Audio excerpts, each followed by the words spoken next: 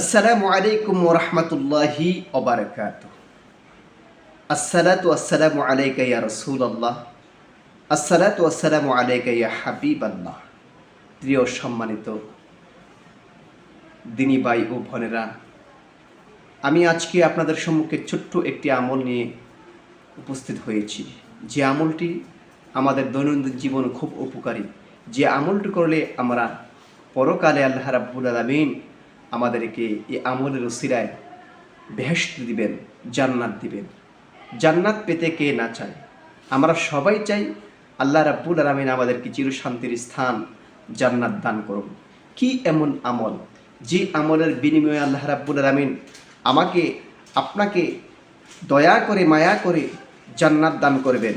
সে আমলটি অত্যন্ত ছোট্ট একটি আমল, কিন্তু আমাদেরকে সে আমলটি করতে হবে ধৈর্য সহকারে এবং নিয়ম মাফিক।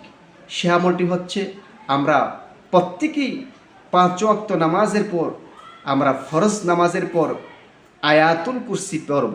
আল্লাহু লা ইলাহা ইল্লা হুয়াল হাইয়ুল কাইয়্যুম লা তাখুযুহু সিনাতু ওয়ালা নাওম লাহু মা ফিস সামাওয়াতি ওয়া মা ফিল আরদ মান যাল্লাযী ইয়াশফাউ ইনদাহু ইল্লা বিইذনিহি ইয়ালামু মা বাইনা আইদিহিম ওয়া মা খালফাহুম ওয়া লা ইউহীতুনা বিশাইইন মিন ইলমিহি ইল্লা বিমা শাআ ওয়াসি'a কুরসিয়ুহুস সামাওয়াতি ওয়াল আরদ ওয়া লা ইয়াউদুহু হিফযুহুমা ওয়া হুয়াল আলিয়্যুল আযীম। এই আমলটি আমরা যখন নিয়মিত করব, তখন আল্লাহ রাব্বুল আলামিন এই আমলের উসিলায় আপনাকে আমাকে পরকালে জান্নাত দিবেন।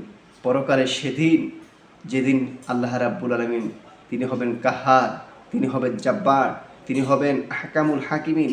সেদিন যখন দেখবেন বান্দার আমলনামার মধ্যে এই আমল আছে, আয়াতুল কুরসি আমল আছে, আল্লাহ রাব্বুল আলামিন তখন আর অন্যদিকে না তাকাইয়া বান্দার দিকে দয়া পরশ হয়ে বান্দার জীবনের গুনাহ খাতাগুলি মাফ করে দিয়ে জান্নাত দিয়ে দিবেন। সুবহানাল্লাহি বিহামদিহি সুবহানাল্লাহিল আযীম। অত্যন্ত একটি শিক্ষণীয় আমল। এই আমলটা আমরা সবাই 5 ওয়াক্ত নামাজের পর আদায় করার চেষ্টা করব।